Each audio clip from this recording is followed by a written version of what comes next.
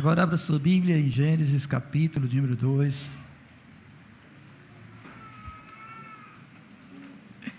Gênesis capítulo de número 2.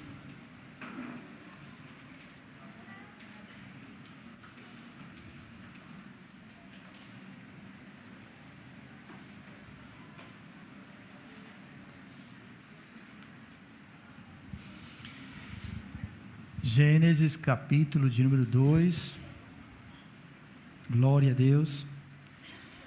A partir do verso 1 diz assim a palavra do nosso Deus. Gênesis capítulo 2, a partir do verso de número 1. Assim, pois, foram acabados os céus e a terra e todo o seu exército. E havendo Deus terminado no dia 7º a sua obra que fizera, descansou nesse dia de toda a sua obra que tinha feito. E abençoou Deus o 7º dia e o santificou, porque nele descansou de toda a obra que, como Criador, fizera. Esta é a gênese dos céus e da terra, quando foram criados, quando o Senhor Deus os criou. Não havia ainda nenhuma planta do campo na terra, pois ainda nenhuma erva do campo havia brotado, porque o Senhor Deus não fizera chover sobre a terra. E também não havia homem para lavrar o solo, mas uma neblina subia da terra e regava toda a superfície do solo. Então formou o Senhor Deus o homem do pó da terra e lhe soprou nas narinas o fôlego de vida. E o homem passou a ser alma vivente. E plantou o Senhor Deus um jardim no Éden, na direção do oriente, e pôs nele o homem que havia formado.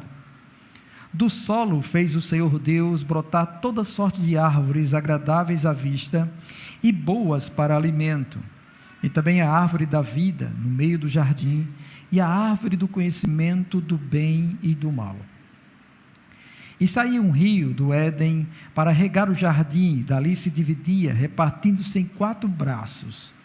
O primeiro chama-se Pison, é o que rodeia a terra de Havilá, onde há ouro. O ouro dessa terra é bom.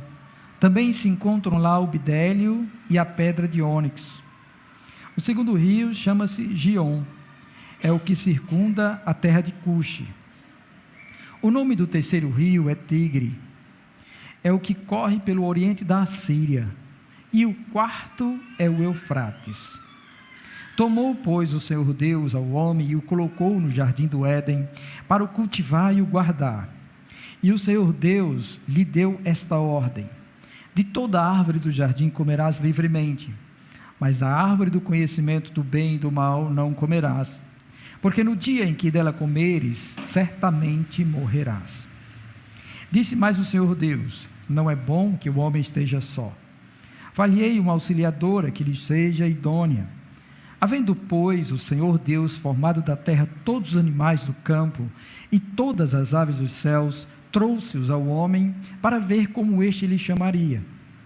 E o nome que o homem desse a todos os seres viventes, esse seria o nome deles. Deu nome o homem a todos os animais domésticos, às aves dos céus e a todos os animais selváticos. Para o homem, todavia, não se achava uma auxiliadora que lhe fosse idônea. Então o Senhor Deus fez cair pesado sono sobre o homem, e este adormeceu. Tomou uma das suas costelas e fechou o lugar com carne. E a costela que o Senhor Deus tomara ao homem, transformou-a numa mulher, e lhe a trouxe. E disse o homem: esta, afinal, é osso dos meus ossos e carne da minha carne. Chamar-se-á varoa, porquanto do varão foi tomada. Por isso, deixa o homem pai e mãe e se une à sua mulher, tornando-se os dois uma só carne. Ora, um e outro, o homem e sua mulher, estavam nus e não se envergonhavam. Amém. Vamos orar? Maravilhoso Senhor, bendito e engrandecido seja o teu santo nome por tua palavra, Senhor. E pedimos, ó Pai, que neste momento o Senhor possa, Senhor, iluminar a mente de cada um de nós que aqui estamos, para compreendermos, ó Deus, a tua palavra, e por ela, Deus, sermos enriquecidos do conhecimento do Senhor. que a sua verdade seja revelada ao nosso coração, e que possamos, ó Deus, crescer nesse conhecimento, transformando-nos, ó Deus, para crermos mais e mais em tudo aquilo que deixaste, ó Deus, para nosso benefício. Ó Senhor, que o Senhor possa, Deus, tirar todo impedimento nesta hora, e que a Tua palavra penetre o mais profundo do nosso ser, Senhor.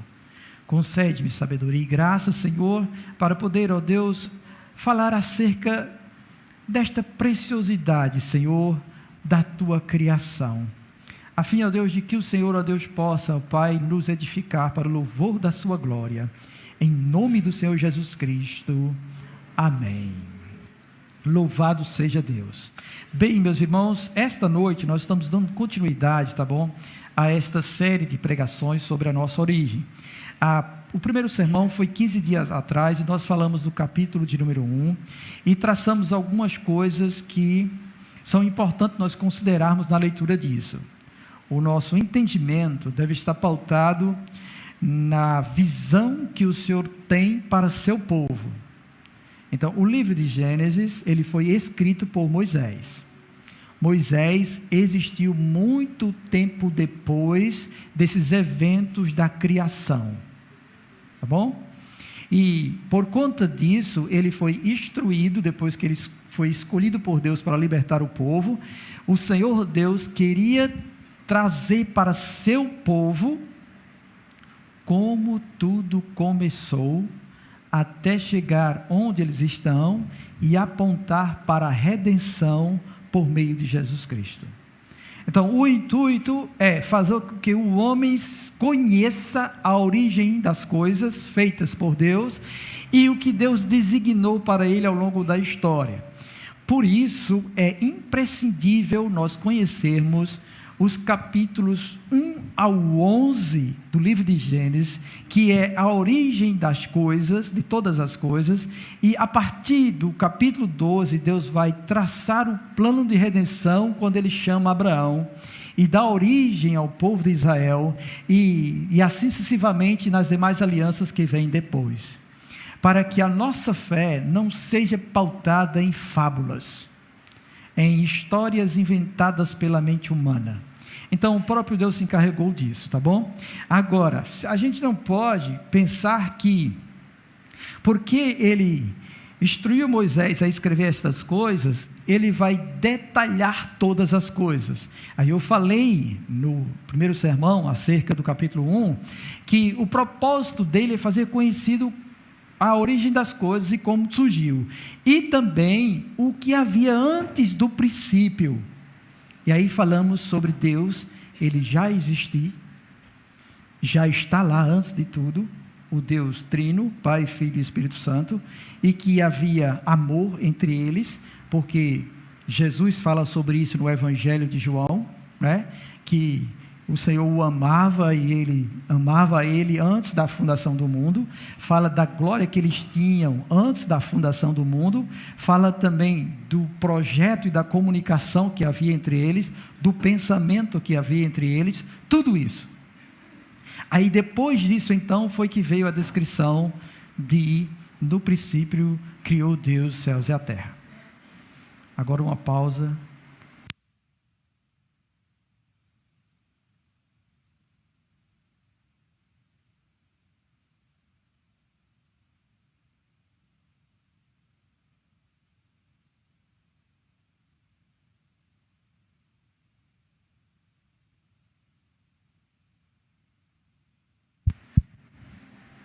Aí quando Gênesis começa dessa forma, já não sou eu mais.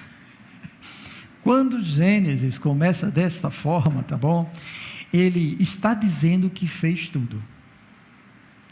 Aí a partir do verso 2 em diante, ele vai dar a descrição de como as coisas estavam e como ele criou as outras coisas. E o capítulo 1 e 2 está entrelaçado. Nós percebemos que no capítulo 1 ele diz que fez o homem e a mulher à imagem e semelhança dele, mas só vai descrever a criação do homem no capítulo 2 e a formação da mulher no capítulo 2. Mas no capítulo 1, ele coloca ambos em pé de igualdade, como trazendo a imagem e semelhança de Deus. O homem e a mulher são imagem e semelhança de Deus. Aí nós fomos pensando no primeiro dia, no segundo dia, no terceiro dia, no quarto dia, no quinto dia, no sexto dia. Vimos que Deus, ele é um ser totalmente sábio, cheio de conhecimento, fez tudo assim, para que a gente pudesse contemplar a ordem, e quando ele foi criando as coisas, ele foi vendo o que ele havia planejado e declarando que tudo o que ele fez é bom. Isso não é porque Deus não soubesse que era bom, mas ele estava vendo com os seus próprios olhos, não era mais apenas no plano do pensamento, vamos dizer assim, para nós entendermos, mas na realidade daquilo que ele fez, quando ele trouxe à existência do nada tudo. E vimos que ele fez isso, tá bom, dessa maneira, para fazer com que certas coisas pudessem servir de sustentáculo para as demais coisas que ele criou. Por isso que depois é que vem a criação da vida consciente. Aí eu falei sobre termos de diferenciação que ele faz. Ele cria os animais marinhos, depois ele cria as aves e os animais terrestres, depois ele cria as plantas antes, depois ele cria o homem conforme sua imagem e semelhança. E esses animais iriam servir de toda a vegetação, ou daquilo que é possível se alimentar dela. Obviamente, quando a gente fala assim, não vai pensar que tudo que Deus criou podia se comer, tá bom? Mas havia certas plantas que era para a alimentação de todo o ser vivo que ele criou. Aí nós percebemos então que não houve o detalhamento de como Deus bolou cada coisa e etc, porque esse não é o interesse de Deus. O interesse de Deus é fazer conhecido a nós, os homens, a humanidade, o ser humano, que ele é o Criador de todas as coisas e dele, e que ele criou com um propósito. O primeiro propósito é a glorificação do seu ser. O segundo propósito foi para que o homem o representasse na terra e mantivesse comunhão com ele. Isso foi o que Deus realmente quis estabelecer quando instruiu Moisés a escrever. As fontes que Moisés usou podem ser as fontes orais, que Adão transmitiu para os seus filhos para os filhos dos seus filhos, depois ficou Noé para os seus filhos transmitiram para os outros filhos, e assim sucessivamente, até chegar à época de Moisés. E também a própria comunhão com Deus, que quando apareceu para ele e o chamou, simplesmente se revelou a ele como Deus dos antepassados dele, e começou a instruir ele a escrever tudo isso para a memória. Existem vários textos, tá bom? Em Números, em Deuteronômio e em Êxodo, onde Deus ordena a Moisés que se escreva, para ficar como registro para o seu povo, para o povo saber de onde veio, e quem é esse Deus que é o Deus deles. Isso é importante para nós também. Como eu disse a vocês, a nossa fé não pode ser baseada em experiências apenas, e também em fábulas inventadas pela mente humana, mas o próprio Deus revela para nós aquilo que é necessário para que nós venhamos a ter comunhão com Ele, e alimentar a nossa fé. Por isso que a gente precisa crer, porque é dito também que tudo foi criado pela palavra dEle. Ele falou e tudo Deus fez.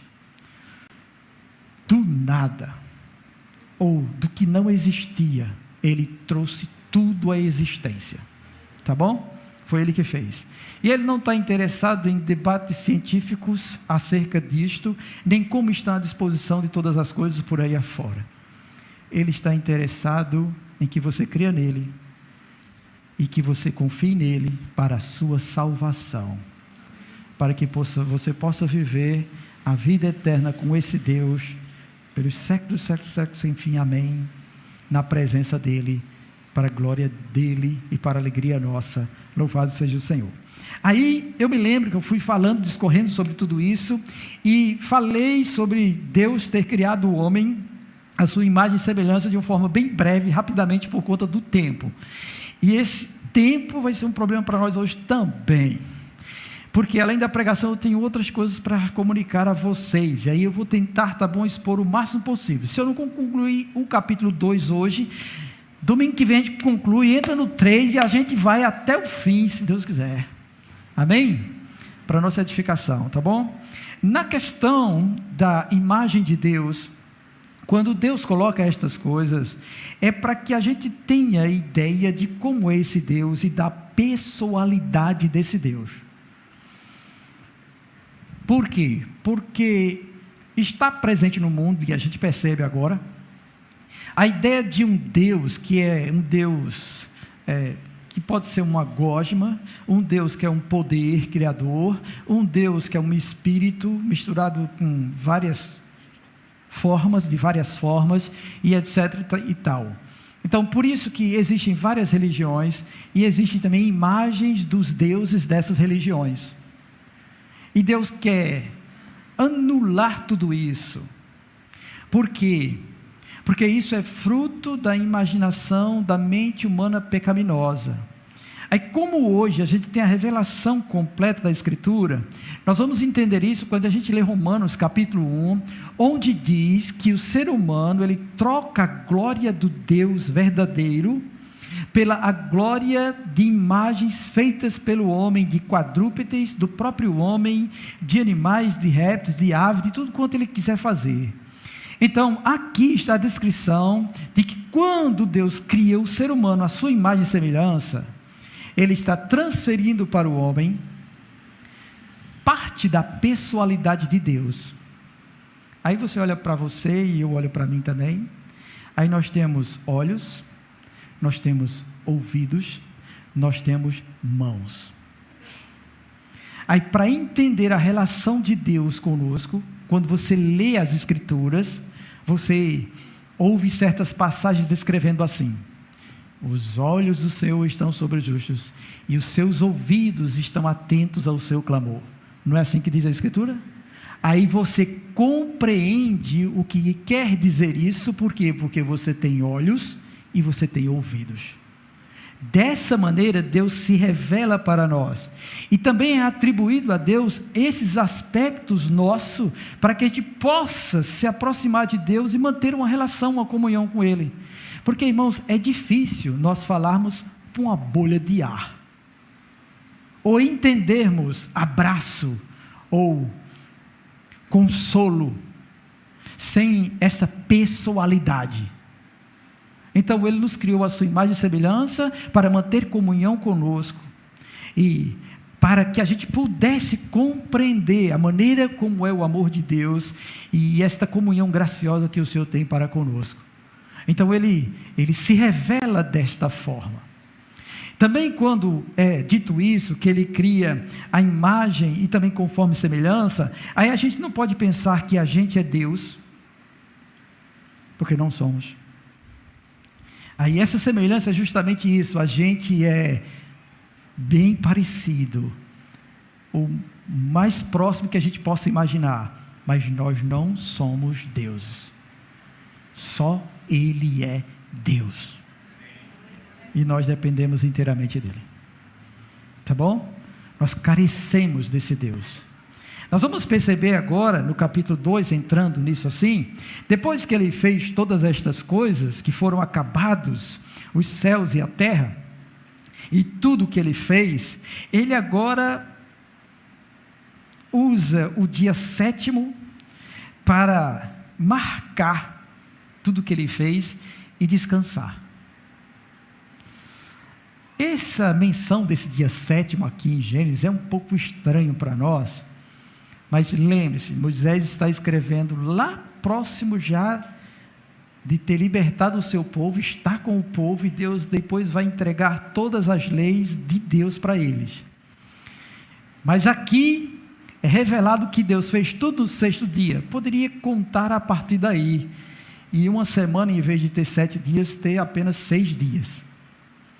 Mas Deus, para deixar um marco, Ele simplesmente menciona esse 7º dia como um dia de descanso, e o texto diz que a razão dessa é que Ele descansou de toda a obra que Ele fizera como Criador.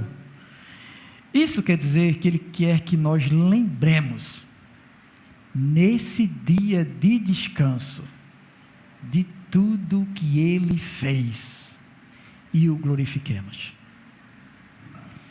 E o propósito disso, o entendimento disso, está no que ele escreve após, quando ele entrega os seus mandamentos ao seu povo.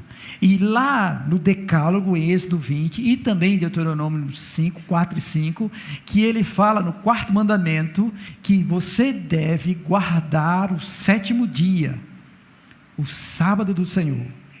E vocês não devem trabalhar nesse dia. Vocês, nem os animais de vocês, nem ninguém, nem escravo, todo mundo tem que descansar e celebrar o Senhor. E aí Jesus Cristo vai dizer também, que aí houve uma corrupção no entendimento deste dia, que o sábado, ele não deve escravizar o homem, ou o homem não foi feito por causa do sábado, não. O sábado foi feito por causa do homem, para que o homem pudesse parar um momento e render graças ao seu Senhor, celebrando tudo que Deus fez como sendo a bondade do Senhor, para ter comunhão com Deus. E isso é o que nós percebemos nisso, quando Deus institui isso aí. E a partir de então, tá bom? No calendário, o tempo passou a ser marcado por semanas, e essas semanas têm 7 dias, 6 dias que Deus criou a terra, e mais um que ele descansou de toda a sua criação. Agora, uma observação acerca desse descanso de Deus. O descanso de Deus não é que ele ficou inerte, ou que ele tenha ficado na rede celestial, balançando para lá e para cá. O descanso que ele fala é que ele cessou de criar, mas ele continuou trabalhando na preservação de tudo que ele criou. Tá bom? E aí por isso que Jesus diz no Evangelho que meu Pai trabalha até agora e eu também. Aí a gente vê a ação de Deus no Velho Testamento, tá bom? Ele agindo na vida do seu povo e ele agindo na vida de todas as nações. Deus contempla tudo, não há ninguém, até a Rússia está sob os olhos de Deus, a Ucrânia está sob os olhos de Deus, todas as nações da terra estão sob os olhos de Deus, e todos os seres humanos também. Ele contempla cada um e sabe o que cada um está fazendo, ele vai retribuir conforme a obra de cada um, tanto do indivíduo pessoalmente, sozinho, como também da nação onde ele reside, tá bom? Ai de nós do Brasil, somos o país mais pornográfico do mundo. O Senhor entrará com juízo neste povo, que Deus tenha misericórdia de nós, mas Ele retribuirá conforme a obra de cada um. Ele faz isso. Aí, diante dessa realidade, tá bom? Os teólogos dizem que era aqui, nesse verso 3, que o capítulo 1 deveria terminar, mas antes de encerrar, ainda tem um detalhe. O detalhe é que, no verso 3, diz que Deus abençoou e o santificou, este dia. Tá bom? Este dia. Um comentarista ressaltou esta importância, e nós percebemos isso, e atentamos para o nosso dia, ou o dia do Senhor. Tá bom?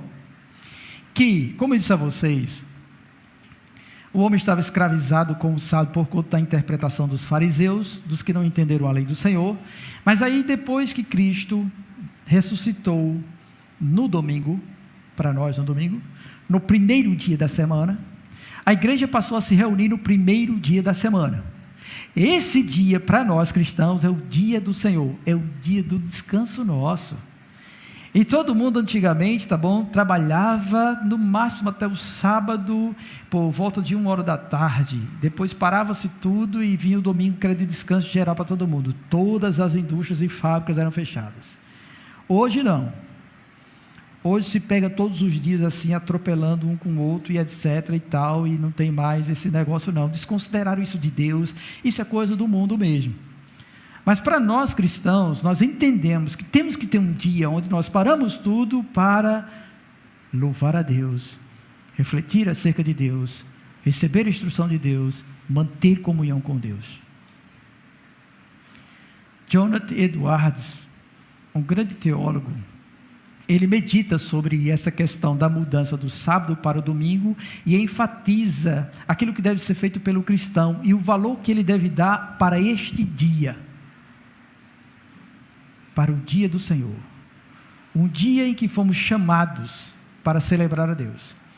Aí, em paralelo com isso, quando a gente olha para o Velho Testamento e a nação de Israel e vê o que Deus ordenou para eles, ele diz assim: vocês devem separar esse dia para mim. Vocês estão violando quando vocês não fazem isso. Vocês estão transgredindo, vocês não estão guardando ele como eu ordenei. Assim também a gente deve considerar para nós, tá bom? Crente no Senhor. Esse dia é imprescindível para ser consagrado a Deus, para que venhamos a dedicá-lo ao Senhor, para glorificar, bendizer o nosso Deus, porque Ele sabe que a gente precisa trabalhar 6 dias, para a nossa manutenção e cuidar dos nossos filhos, a manutenção da nossa casa. Ele sabe disso, e eu e você também, mas sabe também que você precisa dEle, manter comunhão com Ele, se alimentar dEle, e atribuir aquilo que lhe é devido, e Ele separou um dia para isso, e esse é o dia do Senhor. Então cuidado com o que vocês fazem com esse dia, tá bom? Porque o texto diz que Ele santificou, Ele separou isso para ser sagrado para Ele, consagrado a Ele. Aí obviamente nós precisamos atentar que, como estamos hoje na nova aliança, isso não é por força de mandamento. Isso é quando você entende que Ele é a preciosidade da sua vida, e você o ama de tal maneira que você consagra esse dia ao Senhor. É assim que deve ser, tá bom? Após isso, aí vem no verso 4, falando sobre a questão da criação dos céus e da terra. E aí ele diz assim: esta é a gênese, ou a origem dos céus e da terra, quando foram criados, quando o Senhor Deus criou.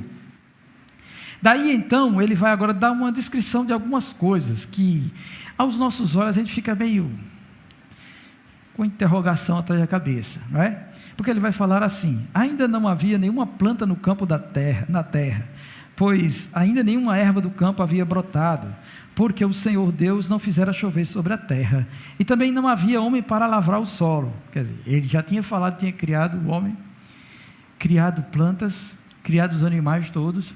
Aí agora no capítulo 2 ele diz: não havia nada lá ainda faltava chover, ainda faltava o homem para lavrar a terra. E como é que a gente entende estas coisas? Ou o que seria, que queria dizer com isso, não é? A gente vai perceber que isso é para que ele pudesse introduzir, tá? Como foi que se deu a formação do homem, ou em que momento ou a terra se encontrava quando ele formou o homem. Vamos dizer assim, que ele tinha pegado o pozinho da terra e formou o boneco de barro, tá bom? Vamos dizer que fosse assim. Se bem que no hebraico essa palavra pó tem mais a ver com algo bem minúsculo, chegando a ser semelhante até o próprio átomo, segundo alguns estudiosos. Mas aí eu não vou por aí não, porque isto é coisa quando a gente pensa hoje, quando a ciência já estudou tanto até o fundo, que já descobriu esses detalhes. Nessa época não havia isso. Então o que se tem em mente é realmente o pó da terra. E aí que ele vai fazer em seguida, ele diz isso. Ele diz apenas que havia uma neblina que subia da terra e regava toda a superfície. Então não chovia, até o dilúvio não chovia, tá bom? Aí Deus, no verso 7, vai falar justamente que é nesse momento que ele forma o homem. Aí ele diz assim: então, olha só, então Deus forma o homem do pó da terra, e depois que ele forma o homem, ele sopra na narina dele. Esse sopro aí é o ruá de Deus, é como o Espírito do Senhor, o fôlego de vida. E quando ele faz isso, tá? Então o homem passa a ser alma vivente. Aí aqui ele descreve a singularidade do homem. E aqui nós vamos ver algo interessante, que é assim: como Deus, ele planejou criar a terra, e nessa terra ele colocou todas as coisas necessárias à vida dos seres vivos, com o homem também não foi diferente. Ele agora pega elementos da terra, elementos naturais, para formar o homem. Então, há uma parte natural e há uma parte sobrenatural no homem. A parte natural vai fazer ele se lembrar que ele é pó e que ele precisa desse mundo para sobreviver, que ele também é criatura como os outros. A parte sobrenatural vai falar deste espírito que recebeu a pessoalidade de Deus e que o capacita a ter comunhão com Deus e ser o representante de Deus na terra. Aquele que é a imagem é aquele que diz: olha, eu, tá bom, fui criado e agora eu estou aqui para mostrar para todos vocês quem é o Criador, o Senhor Deus, tá bom? Diante de tudo. Aí, quando isso acontece, o homem passa a existir. Aqui, a descrição dessa criação diz respeito a Adão, o homem, o macho. Tá bom? O macho, o homem, ele criou o homem desta forma. Essa é a descrição da criação de Adão. Depois que ele fala isso, então, ele agora vai mostrar, tá bom, onde ele vai colocar o homem e fazê-lo executar aquilo que ele havia dito no capítulo 1 e que vai repetir também no capítulo 2 sobre exercer domínio. Ser fecundo e exercer domínio. Aí ele agora vai falar no verso 8 de um jardim no Éden, que é na direção do Oriente, e lá ele pôs o homem que havia formado. E Deus do solo fez realmente brotar toda sorte de árvores agradáveis à vista, boas para alimento, e também a árvore da vida no meio do jardim e a árvore do conhecimento do bem e do mal. Vamos pensar logo nesse jardim, tá bom? Que está lá no Éden. Aí eu gostaria que os irmãos da técnica colocassem um mapa que eu pedi para colocar, só para a gente nos orientar aqui, quando se fala sobre isso. Olha só, irmãos, esse mapa, é óbvio que o mapa atual de hoje, tá bom? Não vai refletir como era nesse tempo. Como eu disse a vocês, nesse tempo não havia divisões de continente, era uma porção de terra só, era tudo emendado, tá bom? Mas ele vai dar uma noção de onde ficava esse jardim. E a palavra Éden significa deleite, prazer. Então Deus colocou o homem no lugar onde ele fosse se deleitar. Deus proporcionou isso para ele bem-estar. Não ia lhe faltar coisa alguma. Até o próprio Deus vinha ter com ele nesse jardim na viração do dia. Então é mencionado, tá bom, que esse jardim fica no Oriente. Nos versos 10, diz que saía um rio desse Éden para regar o jardim e se dividia em 4 braços. O primeiro é Pison, nós não sabemos mais que nome é dado a esse rio, tá bom? É incerto, alguns querem falar que se trata daquele rio da Índia, o rio Ganges, né? Que ele diz que ele rodeia a terra de Havilá. Havilá, o texto diz que essa palavra significa terreno arenoso. Então, é depois do deserto da Arábia, puxando lá para o outro lado, bem descendo para cá, tá bom? Fala sobre isso aí. Diz também, e ele diz que é lá onde há ouro também. O ouro dessa terra é bom, também se encontra lá o bidélio. Bidélio é uma resina que cola, e também a pedra de ônix, uma pedra preciosa, tá bom? É encontrada lá nesse rio aí. Depois ele fala do segundo rio, que se chama Gion, e que circunda a terra de Cuxi. Cuxi, antigamente havia 2 lugares, na parte mais acima da Mesopotâmia aqui, e lá perto do Egito, vizinho a ele, onde se encontra a Etiópia, tá bom? Etiópia, os descendentes de Cuxi foram para lá, Então pode ser que esse Gion seja o rio Nilo, e alguns estudiosos apontam para isso, tá bom? Talvez seja. Não dá para concluir nada não, tá, irmãos? A gente só está vendo que Deus queria que eles tivessem noção de onde estava isso aí. E ele diz que o terceiro rio é o rio Tigre. O Tigre existe, corta a China, tá bom? E o outro rio é o Eufrates, que está ali na Mesopotâmia, ali o rio Eufrates, onde tem a Babilônia, mais um pouquinho, acima tem a Assíria, ali é a Síria ou Arã, para onde Abraão foi com seu pai. Aqui é Ur, de onde ele saiu, tá bom? Os caldeus saiu daqui e foi para lá, caminhando margem no rio Eufrates até chegar lá. Lá, Canaã, ali é onde fica Israel, tem o mar da Galileia em cima, o rio Jordão, o mar Morto, tá bom? Então, esta é a área daquele passado todo lá. Foi aqui que Deus começou a história da humanidade. Foi nesse ponto aí.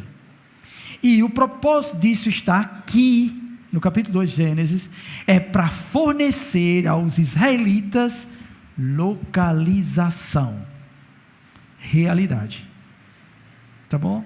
No tempo deles, eles sabiam, e eles entendem que terra era essa, eles sabem onde é, os rabinos hoje sabem onde é, os israelitas conhecem bem essa terra, e sabem do que está falando no capítulo 1 de Gênesis.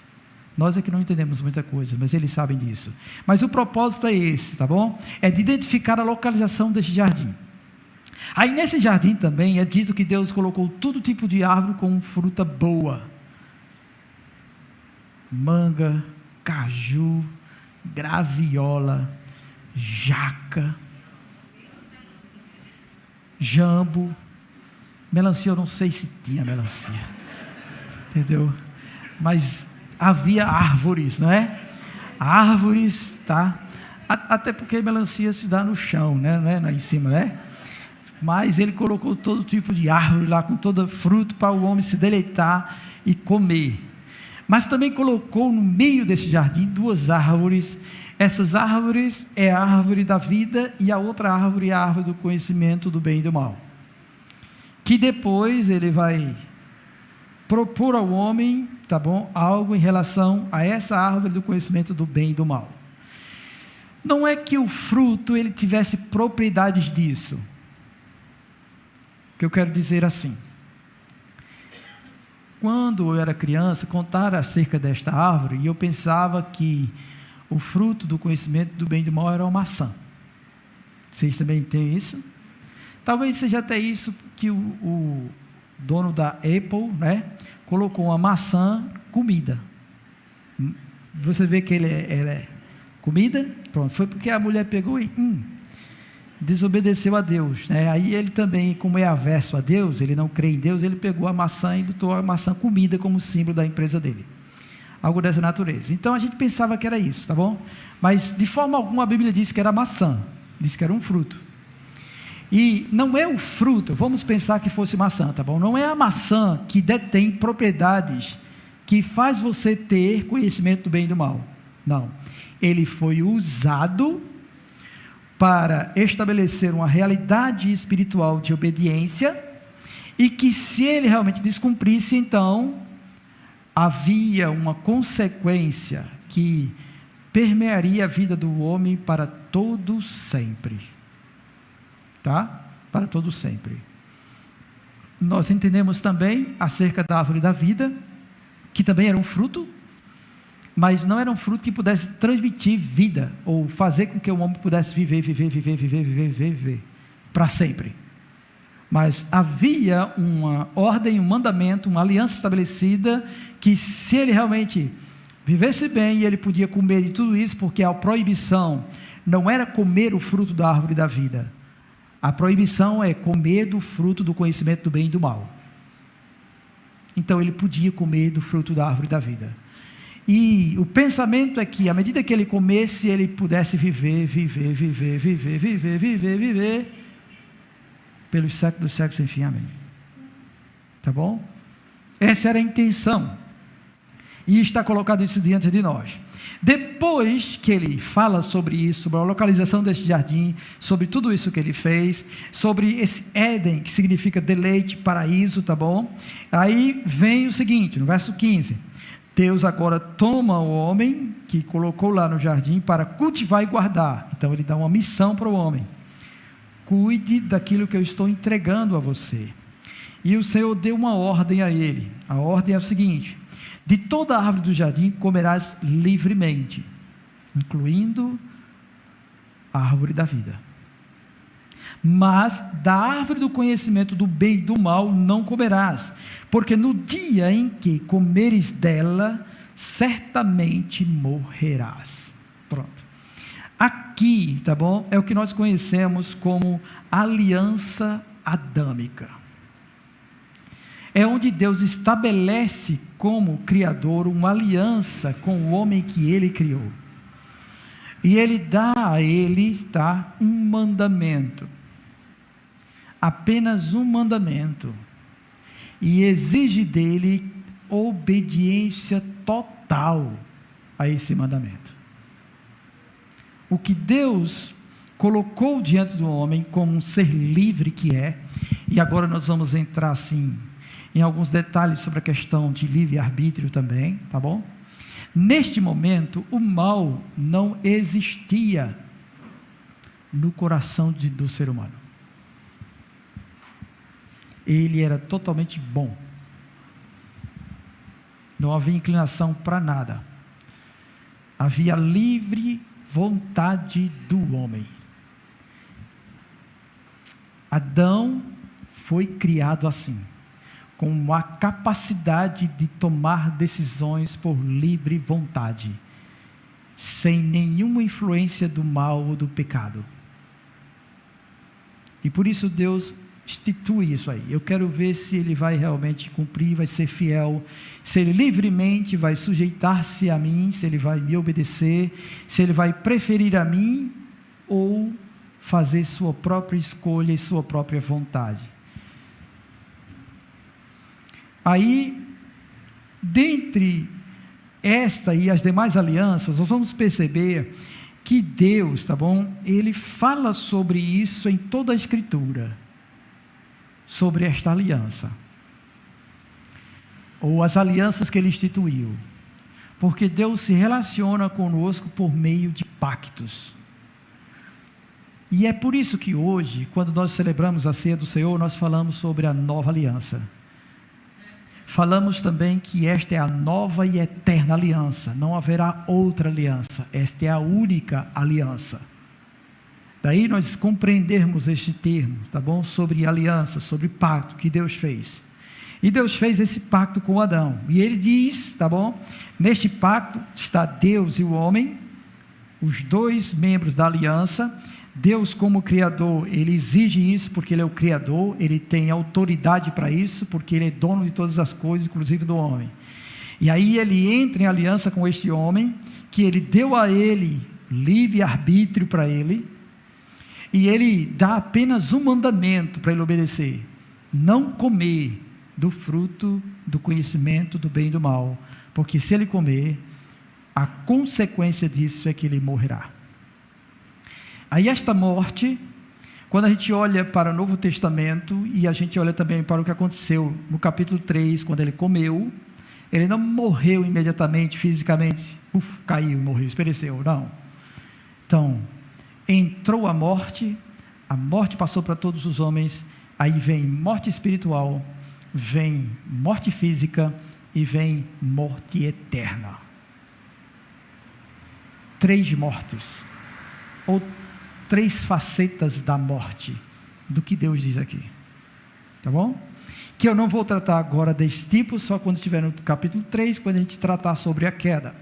Mas é isso que Deus diz, e isto está estabelecido, tá bom? É a aliança que Deus fez, e nós já sabemos que Ele quebrou a aliança, mas a gente vai tratar disso quando estiver vendo o capítulo 3.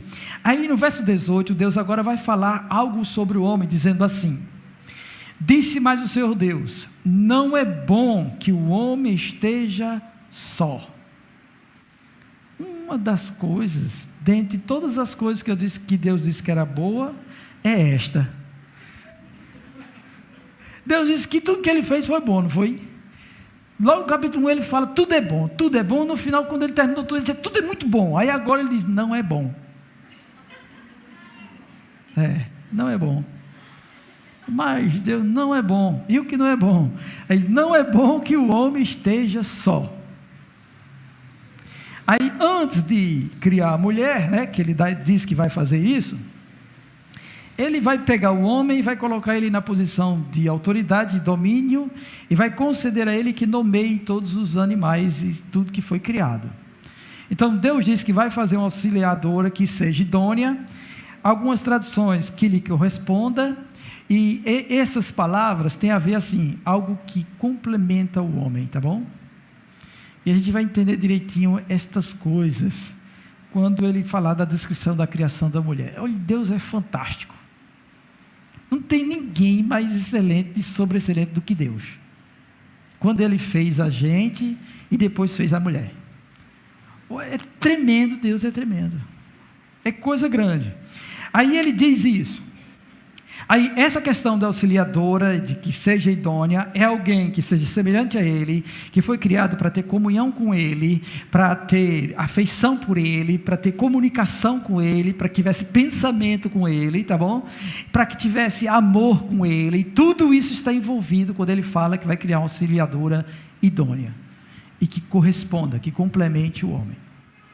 Aí ele vai e coloca o homem para dar nomes a todos os animais, aí traz tudo diante dele, e ele diz, alguns vão discorrer e vão ficar quebrando a cabeça, pensando assim, se a gente for pensar em trilhões de animais que existem na terra, quanto tempo ele ia passar nomeando esses animais, né?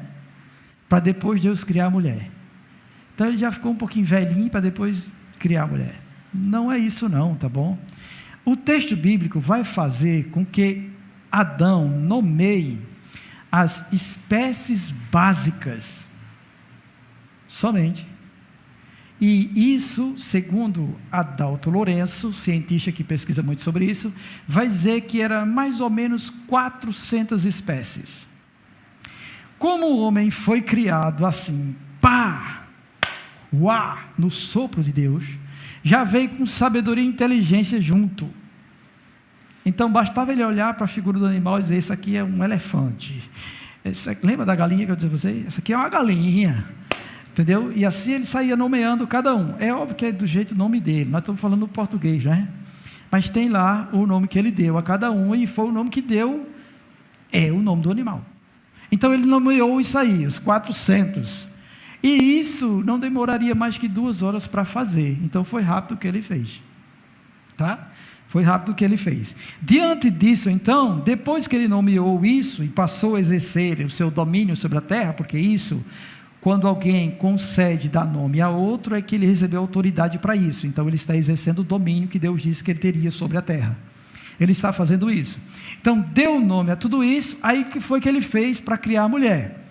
Ele percebeu que não havia ninguém lá semelhante a ele. Ele percebeu que existe o macho e a fêmea de cada espécie. Eu ia dizer um negócio, ia ser meio desastroso. Pronto, o galo e a galinha, tá bom? O galo e a galinha. Aí ele olhou e percebeu que estava só, não tinha ninguém semelhante a ele. Ele não nomeou ninguém semelhante a ele. Aí foi então que Deus resolveu criar a mulher. Foi o que ele fez, ele deu um sono em Adão, aí vão falar os outros aí, deu anestesia em Adão, etc e tal, ele botou ele para dormir, pegou uma de suas costelas, e fechou o lugar com carne e tirou a costela. Segundo o Adalto Lourenço, a escolha de Deus pela costela, é porque na costela, dentro do osso da costela, existem aquela parte avermelhada, onde ali tem células tronco, e células tronco são capazes de clonar alguém. Então foi daí que Deus fez a mulher, tá bom? Ele modificou alguma coisa no cromossomo da mulher e formou a mulher. Bem, isso é discussão de biologia e genética, tá bom? Aqui na fé, ele pegou um pedaço do osso do homem, botou a carne lá, foi lá, fez a mulher. Adão não viu, tá bom? Quando Deus fez a mulher, Adão não viu, estava dormindo com sono. Depois que Deus faz a mulher, também não diz o tempo que foi, fez a mulher, trouxe para Adão. Eita! Aqui os estudiosos vão falar que é o primeiro poema da Bíblia, tá bom? Ele olha para a mulher e vê ela e diz assim, o texto diz assim, tá bom? O texto diz: disse o homem, que Deus trouxe ela para ele: esta afinal é osso dos meus ossos, carne da minha carne, chamar-se-á varoa, porquanto do varão foi tomada. Então ele tinha ciência que foi tirado algo dele, a costela, um pedaço da costela, um pedaço não, a costela, foi tirado uma costela dele, e Deus foi lá, fez a mulher e trouxe para ele. Aí olha só, ele exercendo ainda sua autoridade, ele nomeia ela, ele dá nome a ela, tá bom? E ele diz que é osso do osso, porque realmente foi o osso dele, é carne dele, porque foi tirado dele, e aí dá o nome dela de varoa, tá bom? E diz que foi porque ela foi tomada dele, tá bom? Disse. Aí, esta é a criação da mulher de Eva. Adão foi criado primeiro, depois a mulher, ok? Tudo isso aí. Após isso vem agora a origem ou a instituição do casamento. O verso 24 diz: por isso deixa o homem pai e mãe e se une à sua mulher, tornando-se os dois uma só carne. Ora, um e outro, o homem e sua mulher estavam nus e não se vergonhavam. Essa parte final do verso é só para mostrar a questão da bondade que havia no ser humano antes de cair, tá bom? Da inocência que ele tinha, e ele não havia constrangimento nenhum em estar como está, como feito por Deus desse jeito. Não havia malícia, não havia pensamentos impuros acerca disso. Ele era totalmente bom. Mas a questão do casamento que Deus institui aqui, ou o matrimônio que Deus institui aqui, na origem de tudo, é para que a procriação, a fecundação se desse adiante e houvesse também ordem nestas coisas, e a questão do sexo também fosse feito de acordo com a vontade e santidade de Deus, não de qualquer forma, não por meio de impureza. E aqui, tá bom, vem a questão dele deixar o pai e a mãe, se unir, casar com sua mulher e tornar uma só carne, que é manter relação sexual com ele. Aí, esse negócio de tornar-se uma só carne, vocês lembram que Deus pegou uma costela dele e fez a mulher? Isso quer dizer que está faltando um pedaço dele. Aí quando ela se une com ele, ele volta a ser um só, uma carne só, um ser humano só. Fala sobre isso. Quando a gente olha para o texto de Efésios, lá em Paulo, que Paulo fala sobre o marido amar a esposa como a si mesmo, porque ele não maltrata a própria carne, porque ele tem entendimento que a mulher é carne dele. Antes ele alimenta, ele cuida da carne dele, por isso que ele tem que cuidar da mulher e alimentar a mulher. Percebe a grandeza disso aí? Veja como tudo se entrelaça, veja como fica mais claro entendermos aquilo que está lá na frente, porque aquilo que está lá na frente foi revelado por Deus. Quando a gente lê o que está lá atrás, como é lindo a união do Velho Testamento com o Novo Testamento, trazendo todas estas verdades diante de nós, é para que a gente pense nisso. Então, o marido que está aqui deve amar a sua esposa, porque ela é carne sua, ela foi tirada da sua costela. Aí você pode pensar, que costela grande, isso é coisa da mente nossa, tá, irmãos? Mas veja como Deus é grande e lindo ao fazer isso, veja como Ele é tremendo. E outra coisa que a gente pensa também é que o homem não foi feito para viver sozinho, não é bom isso.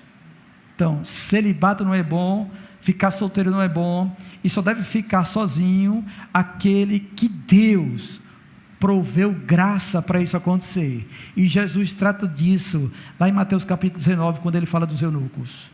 Há uns que se fazem, há outros que os outros fazem quando castra e etc e tal, e há outros que Deus designa, vai ficar só, porque eu tenho um plano com você na terra sozinho. E não adianta ele procurar companheiro que não vai dar certo para ele não. Mas os demais, todos os demais, nós, todo mundo aqui, a não ser que Deus tenha chamado você para ficar sozinho, tá bom? Precisa de uma companheira, precisa de um companheiro, tá bom? A panela e a tampa, puf, foi isso que Deus fez. Então a gente ora para que Deus traga a pessoa certa para nós, tá bom? Para que seja realmente essa completude. Os demais detalhes não foi dado aqui para nós, mas a gente pensa, e a gente pode estudar, e a gente pode usar até também a biologia e a ciência para fazer essas coisas. A gente vai entender que o homem ele foi feito de uma forma, a mulher foi feita de uma forma que os dois se encaixam direitinho. Agora, não se encaixa nem homem com homem, nem mulher com mulher, porque não é projeto de Deus, tá bom? Não é projeto de Deus, nem homem com homem, nem mulher com mulher.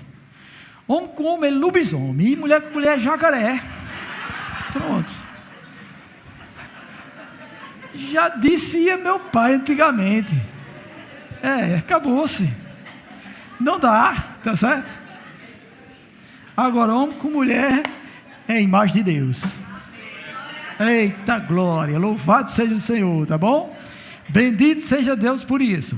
Aí, algumas considerações, eu já terminei, escutei o tempo, mas eu preciso falar de algo imprescindível para que a gente possa entender, que é o seguinte: a questão desse texto, Gênesis 1, 2 e os demais, serem textos históricos, a historicidade de Adão que está sendo registrada aqui, isso significa que ele realmente existiu, como Eva realmente existiu, tá bom?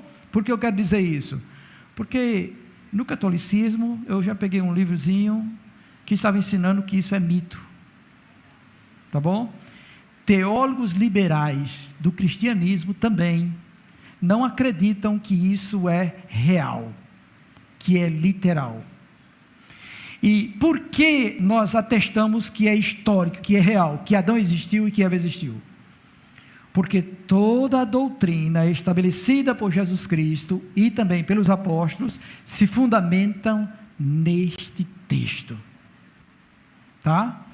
Quando Jesus está falando sobre casamento, em relação a um discurso que ele tem contra divórcio, lá em Marcos 10 e lá em Mateus 19, ele faz menção do capítulo 1 de Gênesis, quando ele diz assim, que no princípio Deus fez homem e mulher.